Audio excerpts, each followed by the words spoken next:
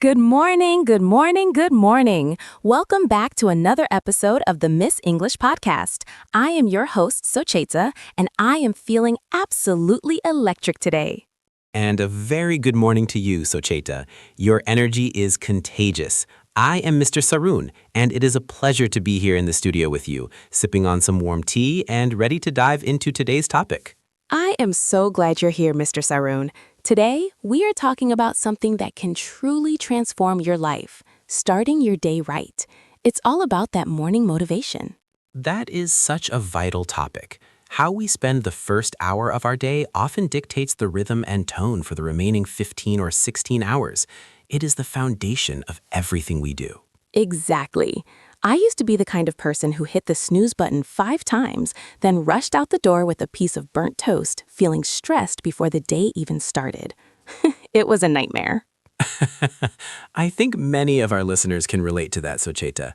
The frantic morning rush creates a state of fight or flight in the brain. It makes it very hard to focus or be creative later on. It really does. But once I changed my routine, everything shifted. Now, when the sun comes up, I feel like I'm taking charge of my destiny. It feels empowering, doesn't it? It certainly does. Empowering is the perfect word. When you wake up with intention, you are telling yourself that your time is valuable and your goals matter. So, Mr. Saroon, what is the very first thing you do when you open your eyes? Give us a peek into your professional morning routine. Well, before I even get out of bed, I take 3 deep breaths. I just feel the air entering my lungs and leaving. It grounds me. Then I say one thing I am grateful for. Today, it was the sound of the birds outside my window. That sounds so peaceful. I love that. For me, the first thing is hydration. I drink a big glass of water. It's like waking up my internal organs and saying, hey guys, time to work. Science would agree with you. Hydration after 8 hours of sleep is crucial for brain function. But let's talk about the English learners listening to us. How can they use this morning time? Oh, this is the best part. Your brain is like a sponge in the morning. Instead of checking social media, why not listen to 5 minutes of an English podcast, like this one, or read 1 page of an English book? I agree. The silence of the morning allows for better immersion. If you listen to English while your mind is fresh, you absorb the rhythm and the intonation much more naturally. I've noticed that when I try to learn something new in the evening, I'm too tired. But at 6:30 a.m., my mind is wide open. It feels like a blank canvas waiting for some beautiful English colors. What a poetic way to put it. For our students, even speaking to yourself in the mirror in English while brushing your teeth can build massive confidence. Just saying, today is going to be a great day out loud. I do that.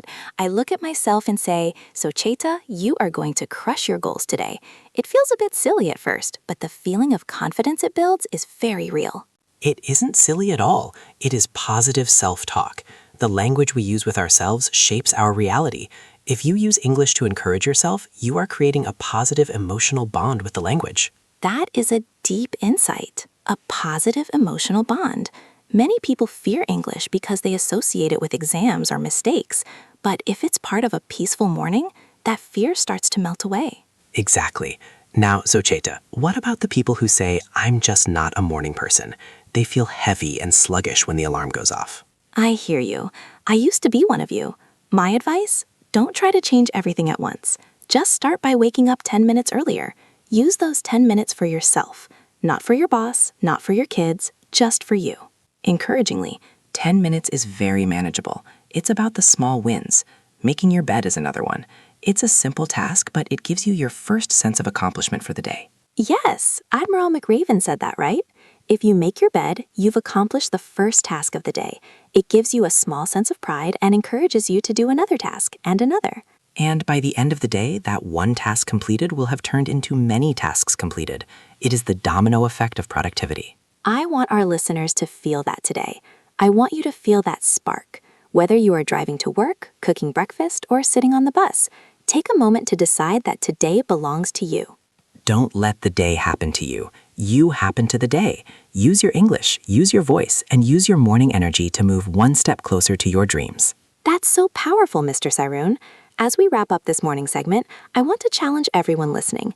Tomorrow morning, do not touch your phone for the first 30 minutes. Use that time for English, for breathing, and for being present. That is a wonderful challenge. I will take it myself. Let's reclaim our mornings together and make our language journey a joyful one. Brightly. Thank you so much for joining me today, Mr. Saroon. Your wisdom always makes the morning brighter. Kindly, the pleasure was all mine, Socheta. To all our listeners, have a productive, motivated, and English-filled day. Enthusiastically. You heard him. Go out there and shine.